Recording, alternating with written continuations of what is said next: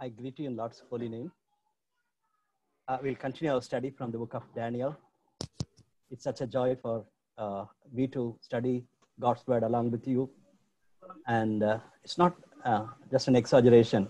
I really appreciate your eagerness to study God's word. I requested dear Janusha from Nagercoil, EU. She'll be leading us in prayer. Janusha? Uncle, can you hear me, Uncle? Yes, Janusha. Yes, let's pray. Gracious Heavenly Father, Lord, we praise you and we adore you, Lord. Thank you for this time of fellowship you have given us. Thank you very much for your word. Thank you for Billy, Uncle, and the efforts he has taken to explain your word to us, Lord. Lord, in this time we place our hearts in your hands. See if there's any offensive way in us and lead each one of us in the way everlasting, Lord. Create in us a clean heart, O God. Lord, we ask you to strengthen our faith. Lord, give us the courage and heavenly wisdom to stand for your glory, Lord. Help each one of us to trust in your unfailing love and help each one of us to radiate your love. Lord, we also ask you to help us to obey your word. Let us not be merely listeners of your word, but to obey your word, Lord. Lord, take control of all the technical issues and internet problems, Lord. Lord, we completely surrender each one of us into your mighty hands. Let your kingdom be established through each one of us, and let your name alone be glorified through us, Lord. In the precious name of our Lord and Savior Jesus Christ, we pray. Amen. Amen. Thank you, Janusha, for that wonderful prayer. In fact, she is writing her university exams in this week, but she could join in our Bible study. I really thank God for her commitment and her love for God's word. Yesterday, when we started the book of Daniel, we have seen these 4 young men who are taken from Judah to Babylon as captives. But we could clearly see their determination not to defile themselves. What a great decision Daniel and his friends could take. Chapter 1, verse 8 is very, very important. And their dedication towards their commitment. And also we could see their devotion to the Lord in their prayer life, in their fellowship. It was wonderful to see that these young people are deeply committed to the Lord and for his purposes. They're very clear. As Janusha just now prayed, God's name should be honored and God's kingdom should be extended through their life. That's their life purpose. So they lived out. Before we going into the book, we saw a parallel study of Daniel and Joseph.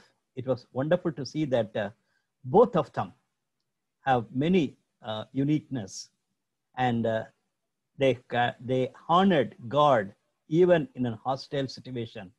They were taken to a different place. They didn't choose, but they were forced to go there. But even there, as young people, they honored God, and God's purposes are revealed. Both of them are very wise. Then we looked at Daniel's literary style, and we have seen that it was a prophetical, very much very clear in terms of thus says the Lord, or this is the message for you. And also it was very much apocalyptic. What's going to happen in future? That's very much highlighted there. Right in chapter 2, we could see that some of the words are very clear in apocalyptic in nature. God willing, tomorrow and day after tomorrow, we'll be looking at those passages which will be more of an apocalyptic in nature.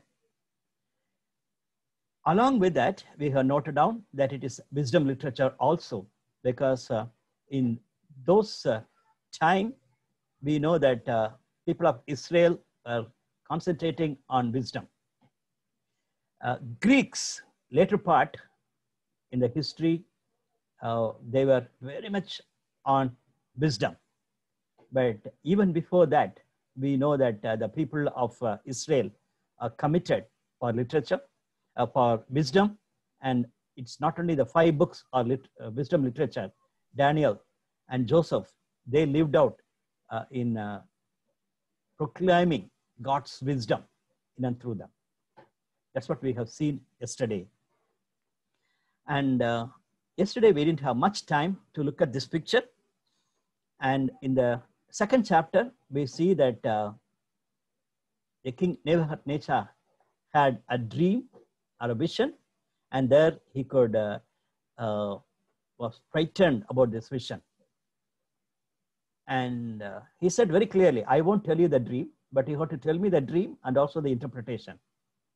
And the wise people of Babylon, that's what we read, they tried, but they came and told, King, you're asking a great question, but none of the kings asked like this. And no human being can tell you the dream and also the interpretation of the dream. Only gods who can stay with us can explain. But God in his mercy sent out Daniel after a day of prayer with his friends. God revealed what is a dream and also what is the interpretation of the dream. That is in apocalyptic in nature. God did not reveal his plans to Daniel directly. Hear me. God told this apocalyptic vision to a king like Nebuchadnezzar, a Babylonian king, not even a king of Judah. And that man had a vision, and Daniel could interpret it. And later, as we are going to look at, God willing, tomorrow, chapter 7, we'll be looking at the same thing. 4 periods of time is highlighted. The major empires in Daniel's message is very clear. Babylonia was in control. Before that, we know that Egypt was there, and Assyrians were there ruling. When we looked at Nineveh, we saw that Assyrians were really proud, and they're saying that they were strong. But Babylonians came and overtook them. And even today, we are going to see that Babylon also has come to an end, and Persians have ruled the known world. Of course, China and India were very active, even in Indian history. We know that what other things happen in this time. But in the known area, Babylonians were strong. After that, Greece, they took control of the worldly things. And later, it went up to Rome. Rome was in control. But by then, the power of the international strength has gone down. And tomorrow, we'll be looking at how this should be interpreted and what are the things happen as these pictures predict. The last picture, you can see that there are many horns. That's what we are going to see. And there's one big horn was making a threat to the whole world. And a king wanted to rule. And for a person of our times, we know that that is Antichrist. That's the way normally we say. Antichrist is going to plan to rule the whole world. But there are other horns. And when Daniel's point of view, it was in 167 BC. 167 BC, there's one man came and attacked God's people. There's a big war. And later, when Jesus came, it was not a physical war as such, but the spiritual war started. The kingdom of God has come. Mark chapter 1, verse 15. Jesus' first message, the kingdom of God at hand. It is very near. It has come. By the first coming of our Lord, the kingdom of God has come. And we know the kingdom of God is yet to come. So in New Testament, both are there. One is kingdom of God has come, and also kingdom of God is yet to come. And in the second coming, we know that once for all, everything will be demolished. stone, a very big stone, will remove all these kingdoms. When it happened, by the coming of the Lord Jesus, it has happened. So that's the way we understand chapter 2 and its interpretations. Today, we are going to look at 4 chapters. I know that I have to go fast, but I'm sure that most of you know the stories. Maybe if you are very new to the Bible, then you might have not heard much about these stories. But in case if you are very new to this book of Daniel, please take time to read at least these 6 chapters, because it's more of a narrative. We don't need to confuse anything. We don't need any big interpretations as such. Very clearly how God was active in the history and how the people are responding. 4 chapters. Chapter 3 talks about a big image was kept, and king wanted all of them to worship. And there are 3 people, they stood against the decision. Chapter 4, Nebuchadnezzar himself is writing that chapter, that whole passage. I, Nebuchadnezzar, that's the way he says, I have done it. Like that, he was so proud. But very powerfully, the chapter closes with a repentance. A very powerful passage I look at. In God's mercy, this king was repentant. Chapter 5, his successor also had a pride, and he was very much against God's plan and purposes, but this man did not repent. Though he knew pretty well that Daniel is very much there, and that the same Daniel, he helped King Nebuchadnezzar. Even then, this man did not repent, rather he faced a pathetic death on the same night. Chapter 6, very interesting and powerful chapter. When we think of Daniel, and immediately we can connect it. Daniel was in the lion's den. So the book of Daniel is centered with the chapter, Daniel's den. When you think of David, we can say that he was fighting with Goliath. There are many, many things we can study about David, but David and Goliath's story is very powerful. When we think of Daniel in lion's den, it's a very powerful story. With that, the history of Daniel is coming to close. Today, we may not have time to read the whole passage as such. There are 4 chapters, but I requested dear Moses from West Godavari district of Andhra Pradesh to lead us to read this passage for us. Daniel chapter 3, yes, verses 16 to 30. Yes, Uncle. Yes. Daniel chapter 3, verses 16 to 30. Shadrach, Meshach, and Abednego replied to the king, O Nebuchadnezzar, we do not need to defend ourselves before you in this matter. If we are thrown into the blazing furnace, the God we serve is able to save us from it, and he will rescue us from your hands, O king. But even if he does not, we want you to know, O king, that we will not serve your gods or worship the image of gold you have set up. Then Nebuchadnezzar was furious with Shadrach, Meshach, and Abednego, and his attitude toward them changed. He ordered the furnace heated 7 times hotter than usual and commanded some of the strongest soldiers in his army to tie up Shadrach, Meshach, and Abednego, throw them into the blazing furnace. So these men, wearing their robes, treasures, turbans, and other clothes, were bound and thrown into the blazing furnace. The king's command was so urgent. and the furnace so hot that the flames of the fire killed the soldiers, who took up Shadrach, Meshach, and Abednego, and these three men firmly tied, fell into the blazing furnace. The king Nebuchadnezzar leaped to his feet in amazement and asked his advisors, "We aren't there three men that we tied up and threw into the fire?" They replied, "Certainly, O king."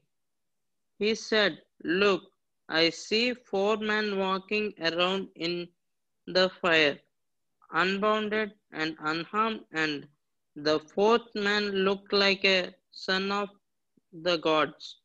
Nebuchadnezzar approached the opening of the blazing furnace and shouted, "Shadrach, Meshach, and Abednego, servants of the Most High God, come out, come here." So Shadrach, Meshach, and Abednego come out of the fire, and the satraps, prefects, governors, and royal advisors crowded around them. They saw that the fire had not harmed their bodies, nor was a hair of their heads. Since their robes were not scorched, and there was no smell of fire on them. The Nebuchadnezzar said, Praise, praise be to the God of Shadrach, Meshach, and Abednego, who has sent his angel and rescued his servants. They trusted in him and defied the king's command and were willing to give up their lives rather than serve or worship any god except their own God. Therefore, I decree that the people of any nation or language who say anything against the God of Shadrach, Meshach, and Abednego be cut into pieces, and their houses be turned into piles of rubble. For no other God can serve in this way. Then the king promoted Shadrach, Meshach, and Abednego in the province of Babylon. Here ends the reading. Thank you, Uncle. Thank you so much, Moses, for that good reading. I appreciate that. Thank you. Thank you. When you look at chapter 3, Moses has read a portion of it. In the beginning, we see that first 12 verses talk about the king Nebuchadnezzar had a big golden image. Just previous chapter, we do not know how many years took in between chapter 2 and 3. And Daniel could tell the vision, and he told, King, you are that head, the golden head, that period. And you are really great. That's what he said. And this man was puffed up. And now he kept a very big, huge image of himself, golden image. And then he ordered that people should come and bow down. My brothers and sisters, we may not have statues like that, but look around in our country, wherever we go, for good people, bad people, for anybody for that matter, they want to have some image. For a believer, image means I am in the image of the Creator God. God has created me in His image. But when I think of my own image, I think it's important. Why do I say that? Because in our country and even outside, people spend huge amount. Even now, there's a big criticism about this huge amount of 3,000 crores was invested to keep the biggest image in the world. That's in India. I'm talking about Sardar Vallabhbhai Patel's statue. Even in some of the religious groups and secular groups, they want to keep big, huge images. Just forget about it. What about we doing it? Do we want to have our image in the social media? Our own DP pictures, our status? We want to project ourselves in such a way that I'm really great. I'm really beautiful. I'm really handsome. All sorts of things I want to show my image. My young friends, be careful. I want you to study well. I want you to have your doctorate. I want you to have many great things in your life. But don't do it for the sake of what you're going to write before your name and after your name. Some of them are so crazy to have many degrees behind the name so that they can have an image in the society.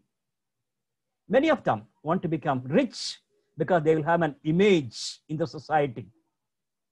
Unfortunate. I'm sure that none of us who are here in this Bible study are looking for such an image.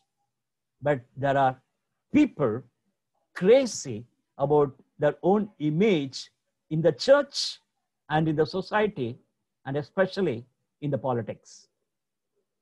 Politics, I'm not saying that only in the secular politics, in every aspect of it, even at home or in your organization, in society or in the church, you want to have an image. That's what the king did foolishly. Then he ordered, when he ordered, he said, everybody has to bow down.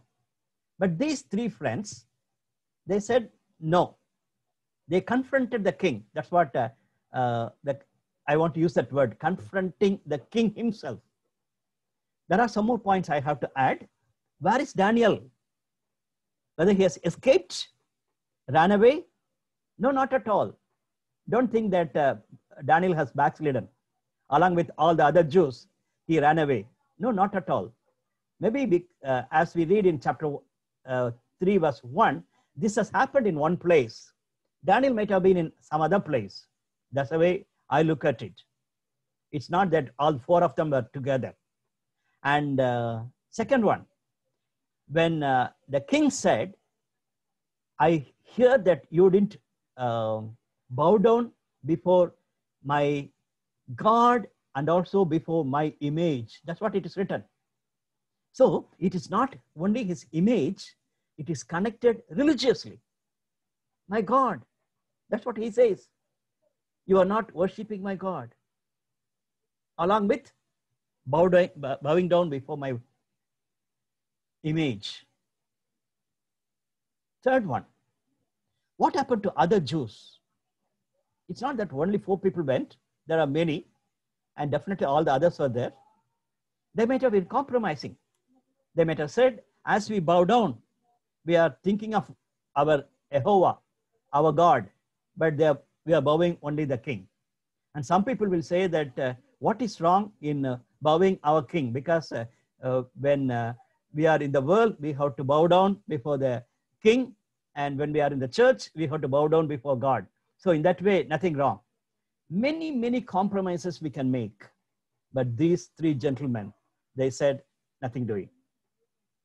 Verse 17, they said to the king, King, we don't want to talk to you in this regard. We are not going to bow down at any cost. Then we believe that God will take care of us. That's what it says in verse 17. And verse 18 is very important to note. Daniel chapter 3 verse 18, like 1:8, chapter 3 verse 18 is also very important. But even if he does not, that is, if God does not, we want you to know, your majesty, that we will not serve your gods and worship the image of gold you have set up. But even if he does not. Why do I say that? Because in these days, people say that we should not use negative words. We cannot say that does not. So you may interpret saying that these three friends had a slight unfaith, they had a doubt about God's dealing. The previous verse says, God will take care of us. He will deliver us from your majesty's hand. But our next verse says, even if he's not going to do. So let me stop and tell you that there are some wrong teaching saying that we have to say everything positive, then everything will happen positively. It's not new. Vincent Peale, an American who has brought out a powerful book, The Positive Thinking and Positive Words. You have to say everything positive. And I don't know what they will say about verse 18. Verse 17 is perfect. God will deliver us. And Vincent Peale and all the others will be happy that they were very positive in his approach. I'm not negative.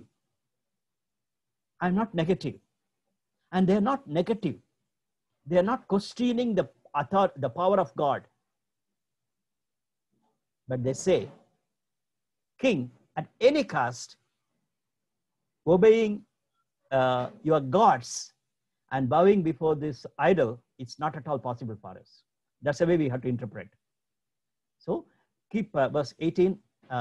As you face many challenges in life, your faith in God is very, very important. Then we know that they have to face the real challenge.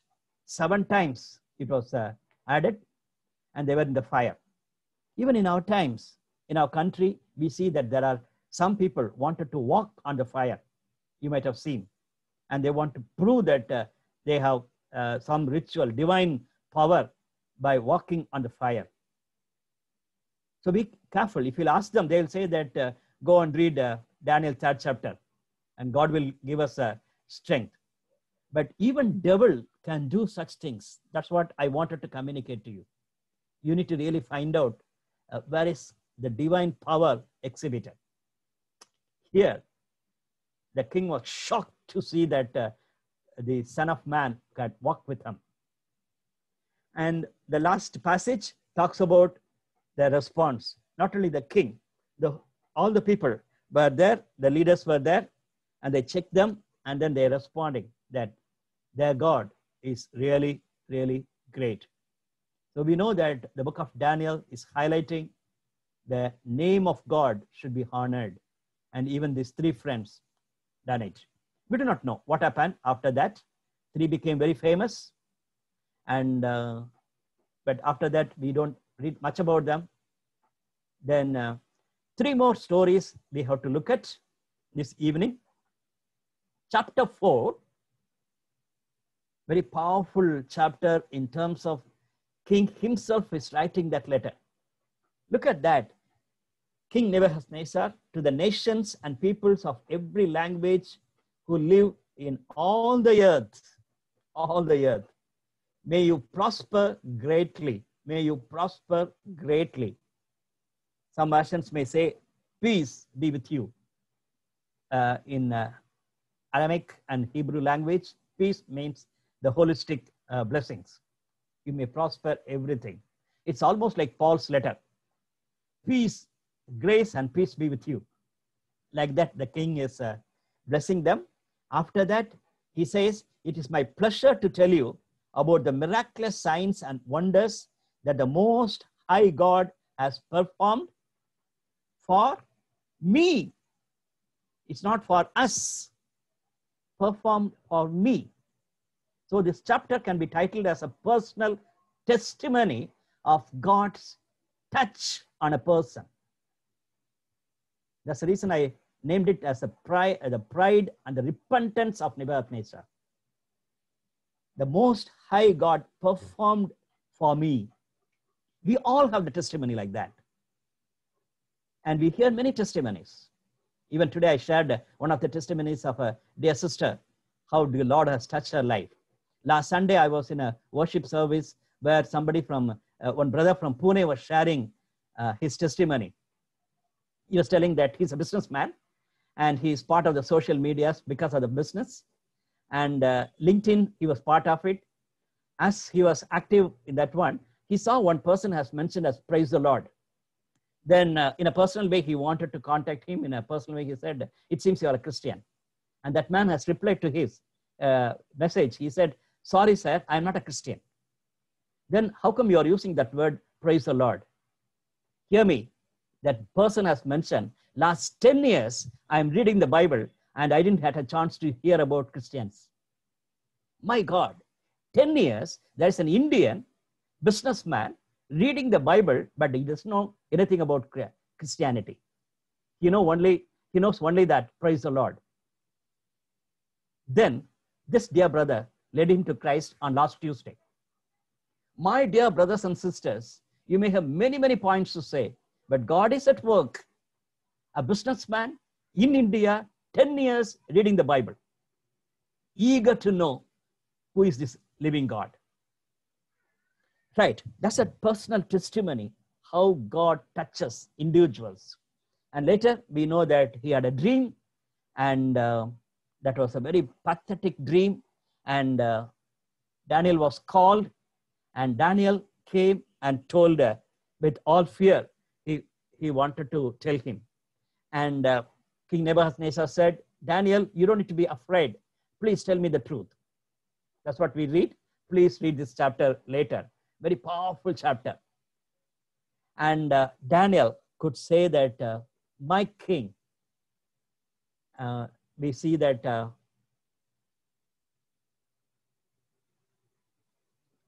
verse 27, therefore, your majesty, be pleased to accept my advice.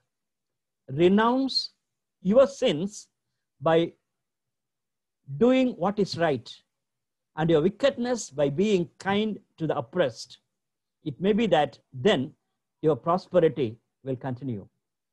It is part of King's writing, and he says, Daniel told me this.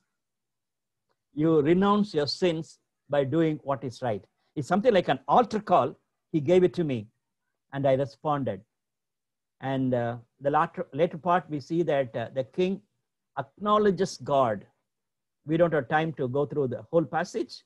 The last verse says, chapter 4, last verse, now I, Nebuchadnezzar, praise and exalt and glorify the King of heaven, because everything he does is right, and all his ways are just.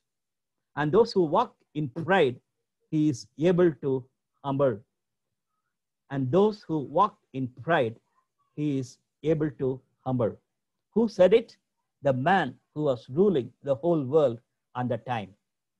And Jesus said very clearly, what good will be for someone to gain the whole world yet forfeit their soul? Or what can anyone give exchange of their soul? And here is a testimony. Nebuchadnezzar, literally, he was gaining the whole world, but yet he was not thinking of his soul. But God in his mercy punished him, but revealed himself to him, so he can, as we say, he was a converted believer, or he was converted, he was a born again person. That's what we see. And we do not know how many years took from chapter 4 to continue for the chapter 5. But one generation has gone, because in chapter 5, we read about the next king. King Belshazzar gave a great banquet for 1,000 of these nobles and drank wine with them. And between these two verses, there may be many, many years. Definitely, generation has gone. Just previous verse talks about a king was converted, and a king could testify praising and glorifying the King of heaven. And he could say that those who walk in pride, he is able to humble.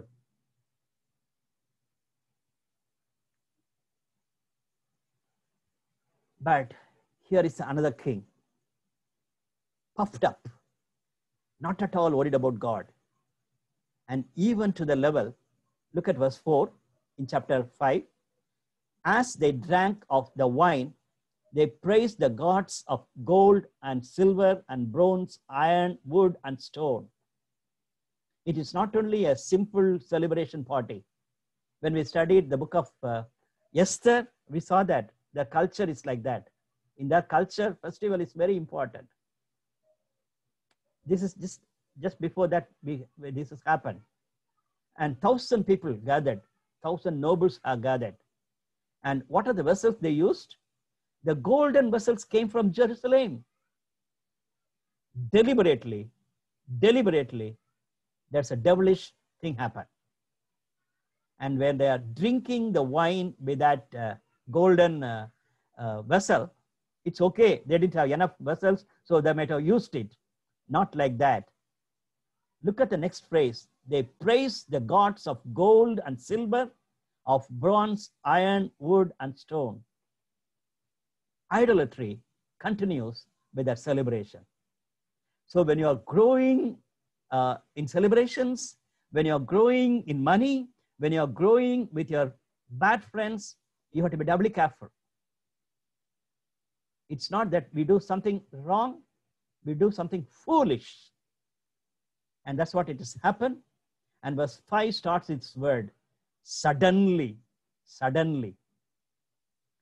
Suddenly the fingers of a human hand appeared and wrote on the plaster of the wall. Suddenly it has happened. God sometimes does things miraculously. We hear many, many stories like that. I don't have time. And somebody, when they got down in Jabalpur railway station after demolishing the Ram temple in 1992, he was converted in Jabalpur station.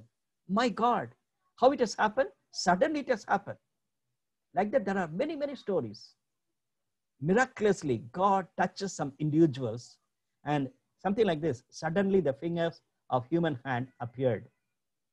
We have to be humble ourselves before the Lord, and we need to pray for our leaders. And God in his mercy should touch them. There's a beautiful comparison. One commentator has beautifully compared chapter 4 verses 5. Both were puffed up, but one man repented and another man could not be repented. And he was completely gone. And his knees were shaking. Verse 6, his face turned pale. He was so frightened that his legs became weak and his knees were knocking. Look at that. They were rejoicing. They were celebrating. They were drinking. But when they saw a human hand writing, completely gone, completely gone. And the story we know. And Daniel was called because the queen told the king. That's what we read. Verse 10, the queen hearing the voices of the king and his nobles. They might have been screaming. That's what I understand. Because the queen, they say that it is a queen mother, it's mentioned, queen mother. It is not that king's wife, maybe his mother, queen mother. When she hearing the voices of the king and his nobles, came into the banquet hall. Verse 10, may the king live forever, she said. Don't be alarmed. Don't scream. Don't look so pale. There is one man. There is one man in your kingdom who has the spirit of the holy gods in him. In the time of your father, he was found to have insight and intelligence and wisdom like that of the gods. Your father, King Nebuchadnezzar, appointed him chief of the magicians. Like that, she's talking about Daniel. Later, Daniel came and he could interpret very boldly, clearly, this is what is written. My king, end has come. Very specific, very bold, and he could understand, he could interpret the mystic characters.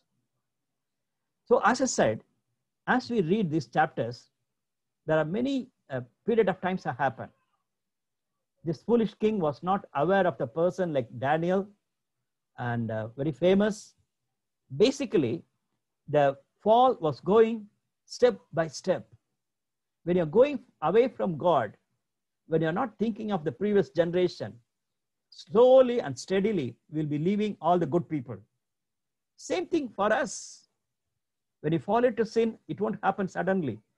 It will start with a bad friend, and then we will away from the fellowship, and then we will be away from the pastor, we will be away from God's people, and we'll be away from God's word. Then we may not know there is a Daniel in our fellowship who can interpret these dreams. That's what happened, and history says that was the end. And Daniel was blessed. He said, I don't want any blessing from you. Verse 30, that very night, Belshazzar, king of Babylonians, was slain.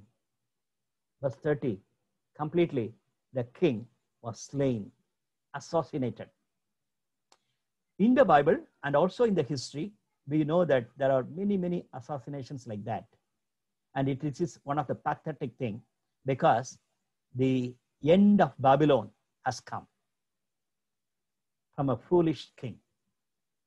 And it was an end.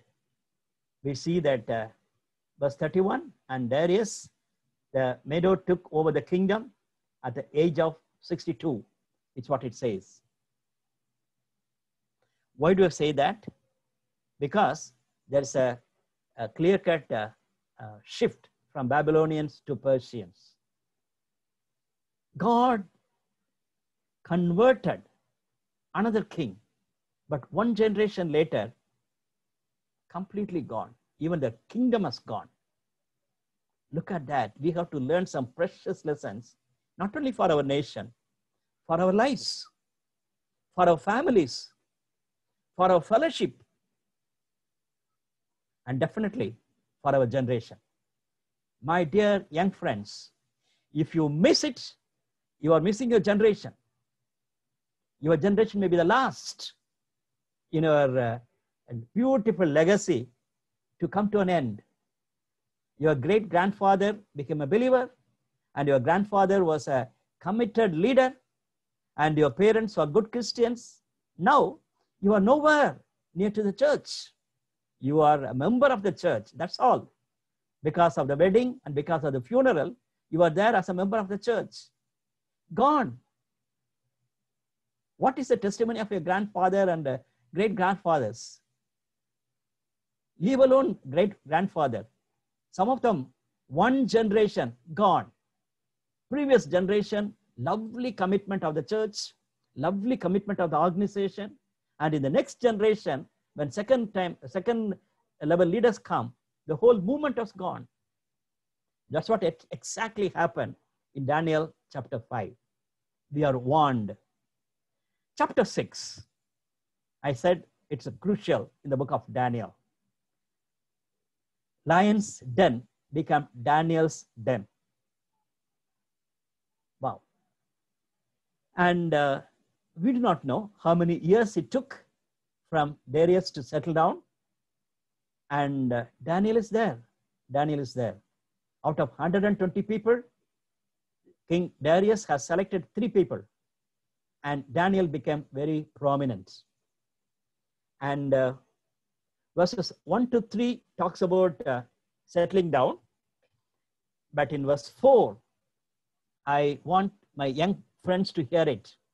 In case if you haven't looked at Daniel chapter 6 verse 4, today I want you to look at it. In case if you haven't memorized it, my young friends, you memorize it. In your college campus, wherever you're going to be placed, wherever you're going to work, keep Daniel chapter 6 verse 4 as your key verse. I'll read for you. At this, the administrators and the satraps tried to find grounds for charge against Daniel in his conduct of government affairs, but they are unable to do so. They could not find no corruption in him because he was trustworthy and neither corrupt nor negligent. Neither corrupt nor negligent. Verse 4, very beautiful testimony. I only wish and pray that our EU students will be like that in their campuses. I only wish and pray that USA will produce such graduates in their workplaces. Imagine what will happen. They couldn't find no negligence, and they couldn't find any corruption in this man. Then verse 5 says, finally, these men said, we will never find any basis of charges against this man Daniel. My friends, this is not chapter 2, where Daniel was bubbling with the love of God, bubbling with taking quiet time, bubbling with active for the Lord. 3 kings are gone, and this is the 3rd king. Consistently, he had a witnessing life. And people could say that we will never find any basis for charges against this man, Daniel. And unless it is something to do with the law of his God, then they caught him. And they went and made a trap, and they said, King, you have to bring a rule saying that nobody should worship other than you for 1 month time. Just 1 month time is enough. And I wanted to say that foolishly, the king, without consulting Daniel, he made this decree. We know that Daniel was a prominent person. He could have called for all the others' opinion, and Daniel could have been consulted. What I want to communicate, sometimes in your department, in your job situations, your superiors may take a decision without knowing that it's going to affect you. That's what exactly happened on that day. It's a day of challenge. We may say that why God allowed it to happen. God's name was honored because God allowed it to happen, that the king did not discuss with Daniel. Even when some things are happening in your life, remember, don't ask question, why? Ask the question, what I have to learn from this situation. The day of challenge has ended with a night with a lion, with lions. 3 things I have highlighted. Number 1, for the king, it was a sleepless night. That's what we read. The whole night he couldn't sleep. And for the bad friends, his colleagues, that was a very satisfying night. They might have been very much rejoicing, drinking and rejoicing, saying that this fellow has gone, completely gone. Daniel is no more. They were all rejoicing. But for Daniel, this was a secured night. He could really relax. Be a man of God, be a woman of God. And let's have peaceful nights, even if we have to live with our tensions, problems. Like lions, there may be many things. We have to lie and sleep, but let's have a secured nights. Then comes the last passage of this whole story of Daniel. That is, I have titled it like the purpose-driven life. The purpose-driven life. As Janusha prayed, God's name should be honored, and God's kingdom should be extended to us. That is the purpose of Daniel's life. My dear friend, you need to have a purpose, and that purpose should lead you life. We do not know how long we are going to live in this world. Till the end, the purpose should drive us. For Daniel, as I said yesterday, his purpose was very clear. God's name should be honored. And God's kingdom, he knew that it cannot be shaken. That's what I wanted to tell you. God of Daniel is very, very important thought in the 6 chapters in the history of the story of Daniel. In the 6 chapters, we can see that God of Daniel is highlighted. We call William Carey as the father of modern missions. He said like that, one day I'll be no more. Don't talk about William Carey. Talk about the God of William Carey. That is powerful, powerful. Even as we are talking about Daniel, Joseph, and all the characters in the Old Testament and in the New Testament, remember there's a God behind them, God of Daniel. Why I say that? All of us who want to lead a holy life, all of us who want to do the ministry of God, your first and foremost priority, people should not appreciate you. People should not say, what a great man you are, what a great lady you are. But people have to say, what a great God whom you worship. My dear young ones, let your heart be filled with joy, saying, Lord, this is my longing. People should tell you, along with my name, God of Daniel. Look at that. God's wisdom is revealed. God's power is exhibited. God's grace is shown to Nebuchadnezzar. At the same time, the wrath of God was there.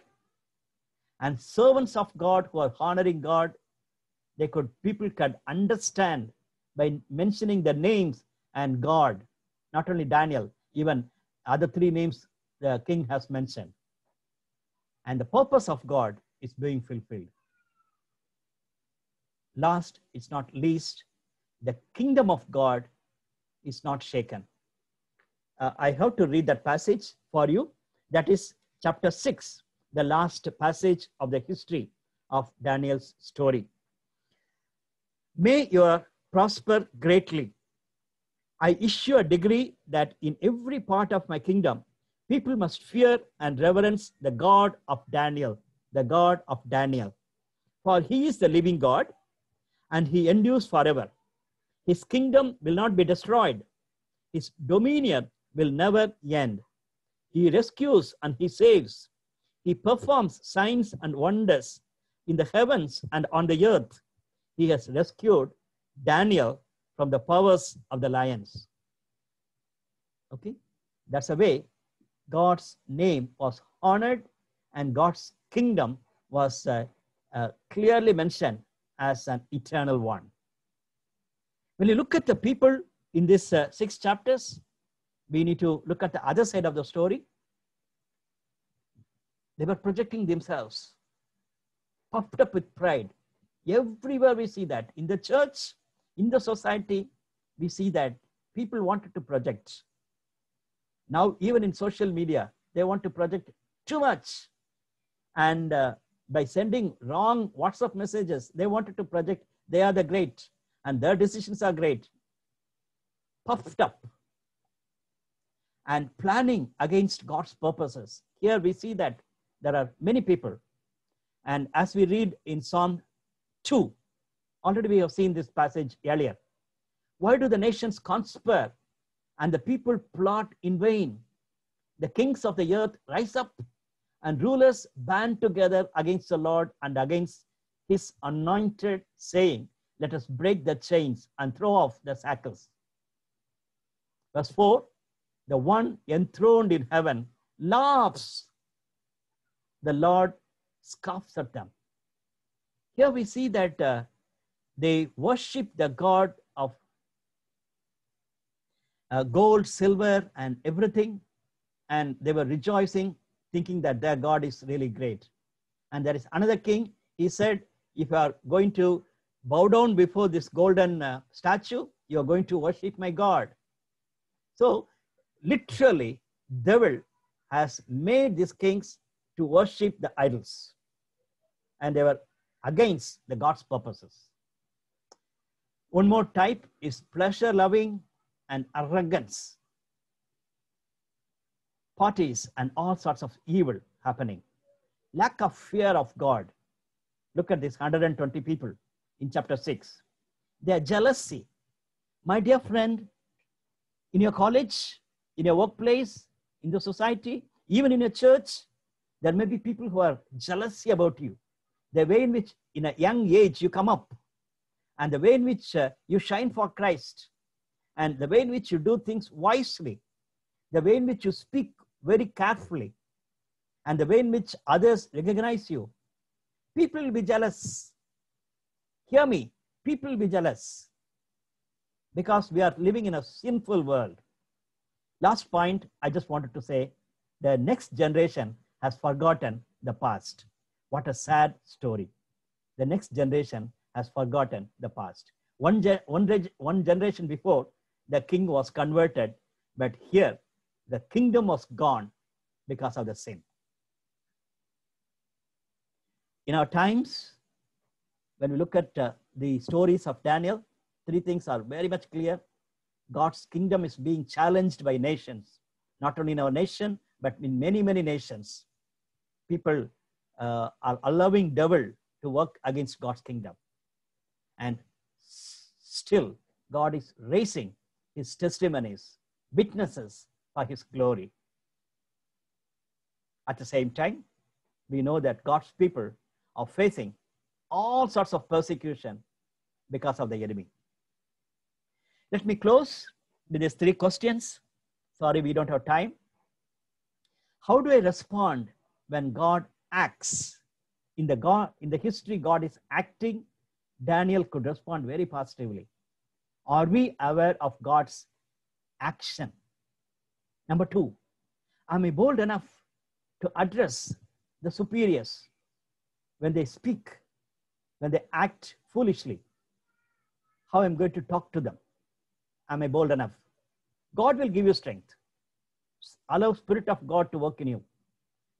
Last but not least, while I'm in a hostile situation, do I bring glory to the name of God? Am I passionate about bringing God's name to be honored? God bless you. Let's pray together. Father, we thank you for the great life and ministry of Daniel. Even quickly, as we have gone through the history of Daniel in these 6 chapters, we thank you for ministering to us. We commit ourselves to you.